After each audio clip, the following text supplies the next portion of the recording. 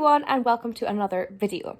So today's video is going to be a reading vlog, and on editing the footage for the vlog I realised that I didn't really do a proper intro. So here's the intro clip. This is a reading vlog from my Tackle the TBR book for April, and this is Unquiet Minds by Hugh Miller. And I will just go on straight into the very rough clip that you will see straight after this. Bye. Hello and welcome to another vlog. So in this vlog I'm going to be reading my most recent Tackle the TBR book. This is Unquiet Minds by Hugh Miller. This is about forensic psychiatry. This book is a rather old book. It was first published in 1994. So this was first published when I was like 3 years old. So it's definitely quite an old one. Like I say, this book is for my Tackle the TBR challenge for April, following the prompt of read a book that you have borrowed and really ought to return. Now, this book was borrowed about a year ago by myself and has not been read yet. So here's another look at the book. As you can see, it is about the world of forensic psychiatry. I think I said psychology in my last clip, but I'm not sure. So as you can see, it's quite an old book. It's a bit battered. So the top line of the book there is mad or just downright bad. So top of the paragraph there, I think the best way to describe it is just to read out what is there. So Unquiet Minds discloses the fact behind a score of real-life cases where men and women have been driven to violate criminal law, often in ways so horrific they defy belief. So yeah, this is going to be quite an intense read, I think. Obviously, the back gives some examples of some of the cases they're talking about. Yeah, so my friend did not like this book. She didn't read much of it, to be honest, because she found the material in it too upsetting. It was recommended to her by another friend, but yeah, not for her. And I think those of us who she has told about this book that are more interested in kind of unsettling information were more keen to read this book than she was. So funnily enough, it was my old boss that borrowed this book before me. So my friend and I used to work together, and my old boss borrowed it first. And then she was talking about it, and I was like, oh, that sounds interesting. So then I borrowed it from her once she was finished reading it. So I need to get it back to the original owner of the book. But I'm not actually sure if she wants it back, but that's neither here nor there. It's still a borrowed book. It still fits the prompt. So we are going to dive into the world of forensic psychiatry and see what this book has to offer. Last night I read the first chapter of Unquiet Minds. This chapter was about sadistic personalities and had quite disturbing content, as you would probably imagine. I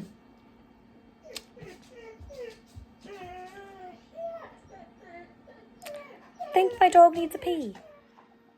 And we're back from toilet break for Pupper. What a dramatic little fart he is. He really gives a good cry when he needs to pee. So, as I was saying, I read the first chapter of Unquiet Minds, and that was on sadistic personalities. I think it was like 2 or 3 kind of case examples of varying intensity of the kind of things people have done when diagnosed with sadistic personality. And basically, it wasn't taken into consideration for these people in court. I'm not saying it should or it shouldn't or making any comment on that. But obviously, these cases were quite a while ago, given the book was published in 1994, I believe. So these are old cases. Trying to find an example. Case 1 that it discusses was in 1979. So obviously a very different kind of views on mental health kind of back then. Look at the next case as well.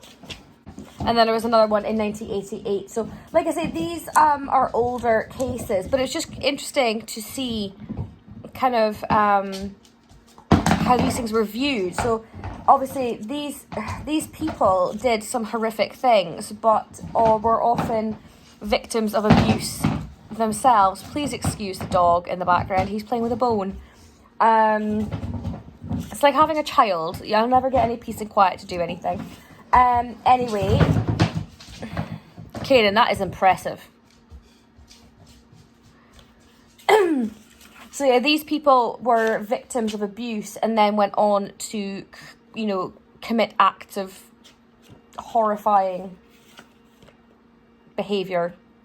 But it's like, at what point are you considering these people to be victims? Like, the police and courts involved were saying that this was nothing to do with the fact that they had this disorder. It was just, they were horrible people, which may or may not be true. But also they were dismissing how much abuse they had suffered in their own formative years, which obviously would have had an effect on their development. So, were they just bad people, or did they, did things happen to them, mates, that wasn't their fault? I was speaking to Ewan about this last night, and he's like, well, it kind of doesn't make a difference at the end of the day, because they still need dealt with and locked up in some capacity for what they did, which they obviously were. But it's just interesting. It's kind of one of those books I think would be a good point for discussion. Very interesting. So I'm going on to read the next chapter, and this one is on pathological jealousy. So this could be another interesting one. So I'm going to go get stuck in.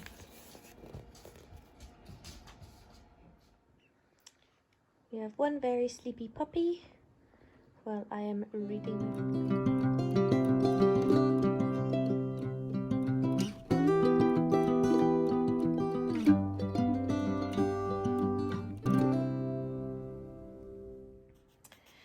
So I've just been sitting here carrying on with Unquiet Minds. I'm now 88 pages in. It's a pretty quick book to read because there's like a little introduction to each chapter and then two or three case files type thing. And it's quite brief. It doesn't go into a great deal of detail. It's kind of like the psychiatrist's thoughts on the patient, the behaviours they were displaying, and then the outcomes that they know of. It's quite interesting. The last few chapters I've read today are pathological jealousy, when jealousy has gotten too much for a person and they have committed acts of violence or other strange behaviours because their jealousy has gotten too much. Often in the case of like being convinced their lover has been cheating on them, that kind of thing, but without any proof, just feelings, which obviously I think a lot of people could say they've probably done that.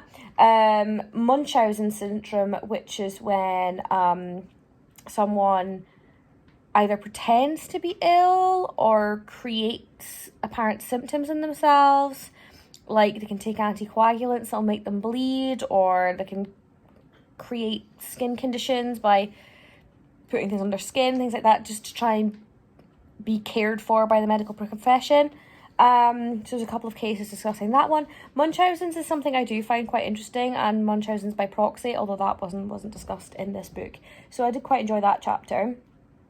And then there was one on OCD and one on bipolar, which I found interesting, but that's something that I've read about a lot in other books. So I was less enthralled in those chapters just because it's things I've read about a lot more frequently with other mental health type books.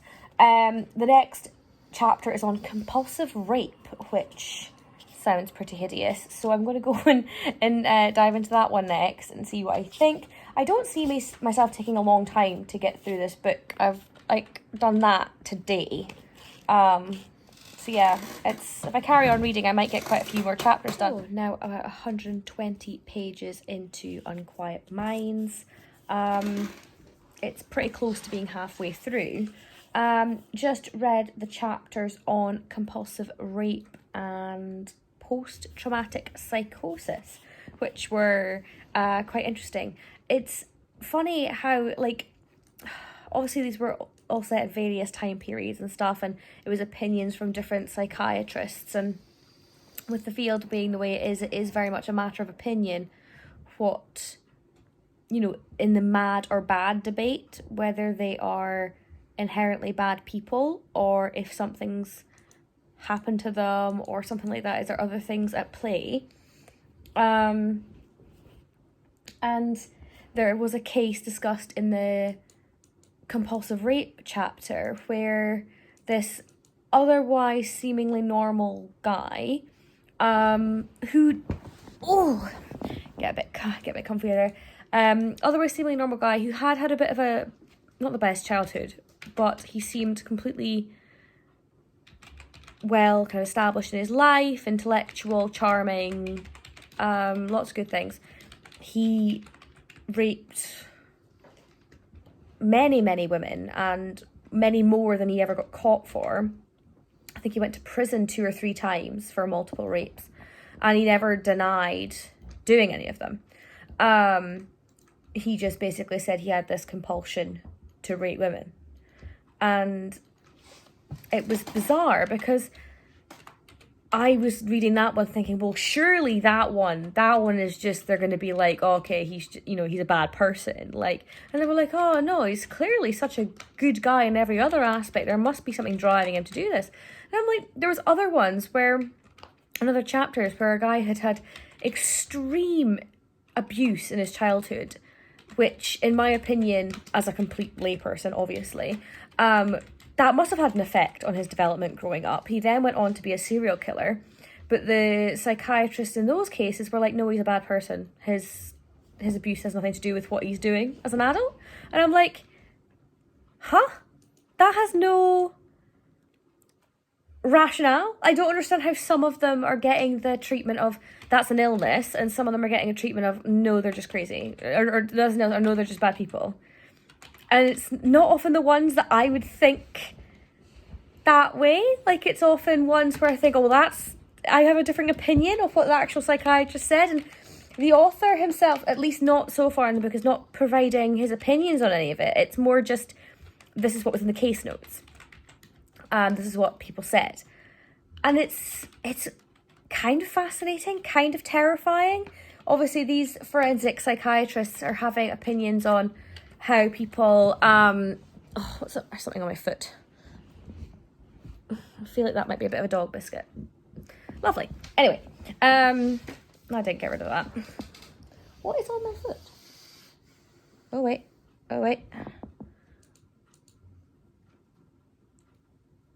Possibly a bit of pizza. Never mind.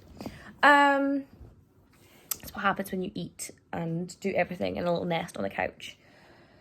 Where was I?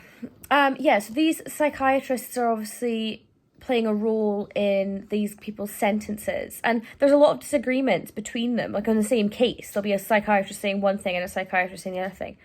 And it's like, really, I don't understand why it's like that way. And obviously this is an old book and opinions will have changed. But it's just interesting that these people had a lot of influence, I think, on how these people were handled. And it's crazy from one psychiatrist to another, the difference. Like, one person will say, oh, it's this disorder, and another one will say that disorder doesn't exist. It's not a real thing. And maybe later on it'll have more evidence to say it is a real thing, or maybe not. And it's just like, it's very confusing. And then there was ones where in the post-traumatic psychosis chapter, where these are people that have had head injuries and then had massive personality changes. And again, like, some of them are like, oh yeah, there's all this has happened just after they hit their head and like fractured their skull or whatever. And it's like, oh, well, but actually they're probably faking it. And it's like, what? How can you say that, like, this perfectly normal, mild-mannered person hits their head, gets clear brain damage, has to be institutionalized because they're not safe to be around. And this is completely different from every person who's ever met them saying that they were never like this. And like I said, they're now attacking people willy-nilly. Things are really bad. And they're just like, well, they do have brain injuries, but I think they're just probably faking it or making it out to be worse than what it is. And that particular patient ended up accidentally killing himself by doing something irrational and ridiculous. But I felt bad for him because I'm like, well, in my view, reading the case notes here, clearly his injury had a big effect on his brain. And then there was another one with a police officer who'd gotten a head injury, and she kept flying into a rage, and but then they were a lot more sympathetic to her plight. She had to be intervened on with other officers to try to stop her attacking people and flying into a rage over ridiculous things. And yet they were just like, oh yeah, that was her injury, and they gave her some drugs and it helped and she's not relapsed and it's all good. And I'm like, why are certain people getting like, oh yeah, no, it's not their fault, and then other ones are like, no, they're just evil. And it's just like, it's all down to a person's opinion. And it's like, obviously if someone is an evil person and doing dangerous things, they need to be locked up. But then obviously, and if they're an ill person and doing dangerous things and they're not safe for other people to be around, they still in essence need to be locked away for their own safety and for other people's safety. Trying and finding ways to rehabilitate them if it's possible, but sometimes it's not. And in essence, they're both being locked up. But it's a very different viewpoint, in my opinion, if they're going to be considered an evil person who knowingly did a horrible thing or horrible things to people, and someone who has got a clear mental disturbance who is not responsible for their actions. And it's really strange reading this because, like I say, it's very much case notes, and there's not a lot of opinion by the author, which I like in the fact that it allows my brain to sit and think about things more kind of in the way I think about it, and I'm not being pushed to read it a certain way. It's very much like, here's facts, make your own thought of it, kind of a thing. Which I think if someone's obviously presenting this as evidence and then trying to sway you to their opinion, then it can I'm definitely easily swayed by books and people's opinions if they present it well enough. But obviously there's not very much about that. It's just very factual. And yeah, so it's just making me think a lot. Interesting, very interesting. So like I said, I'm nearly halfway through the book and my next chapter is on pyromania. So that should be quite interesting. I'm going to go and get stuck in to the next chapter. So here's another update on my reading vlog for Unquiet Minds. Oh, you're really close to the camera. I'm lying on a beanbag right now. So yes, I am in a strange position, but it's a very comfortable reading spot. So yeah, I have just finished Unquiet Minds. The last chapter was on pathological gambling. And it was really, really interesting.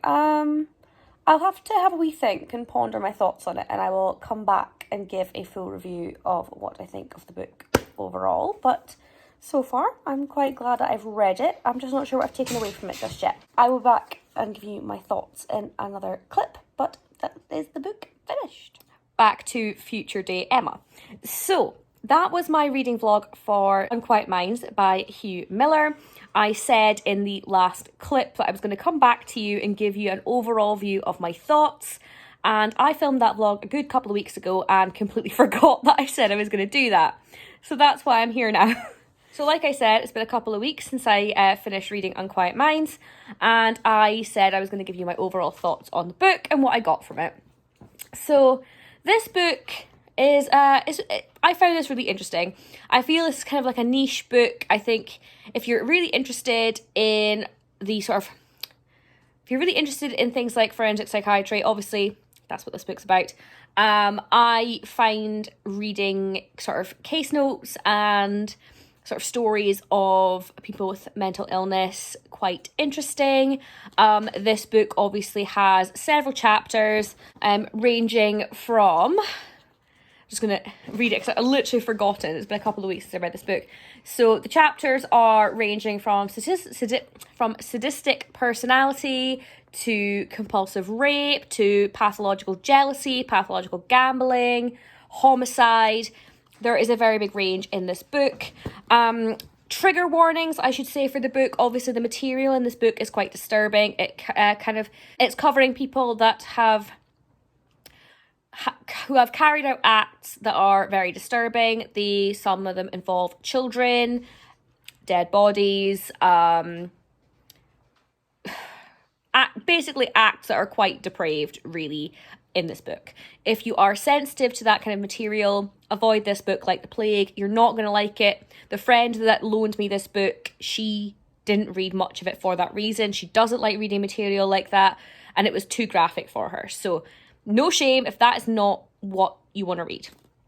I found this book really fascinating, but also I did find it disturbing. But I don't know, it's just one of those things I couldn't help but read more kind of a thing. The fact that actual humans can do some of these acts shocks me to no end. And yet I still find it fascinating to read about, like a lot of people do, the ones that read like true crime and that kind of thing. This book is very straightforward. It gives you a chapter on a topic.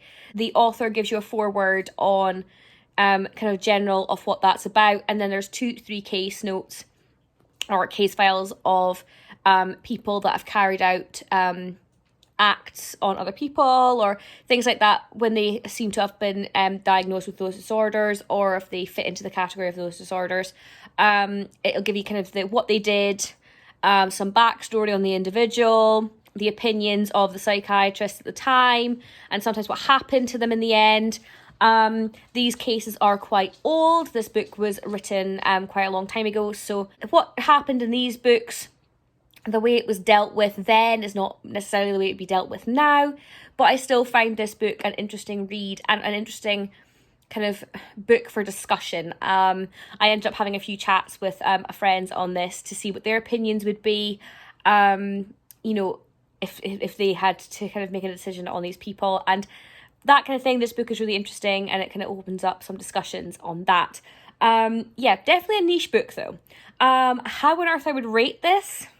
Not really sure. I mean, it's one of those books that it's kind of exactly what it says in the tin, really. Like, it's exactly what I expected it to be.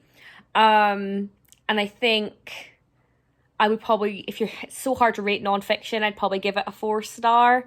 I enjoyed it for what it was. It's not like mind-blowing, realistic with me kind of way. I think I like an author's opinion to kind of give it higher rating than that. This author didn't really give an opinion on what he thought about the sort of acts in this book and the diagnoses.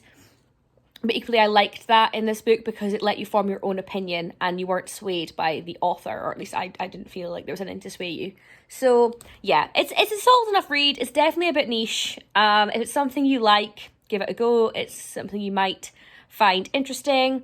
But I think maybe quite a lot of people might not like this type of book. But that is my overall thoughts on this one. And I'm really glad that I read it as part of Tackle the TBR. And I hope you found this vlog interesting. And if you did, hang around for some more reading vlogs in the future. See what the next book is I have to pick for Tackle the TBR, which I will be doing very soon. Bit late in the filming, but that's just standard for me at this point. So hopefully see you again in another video very soon. And have a good evening. Bye.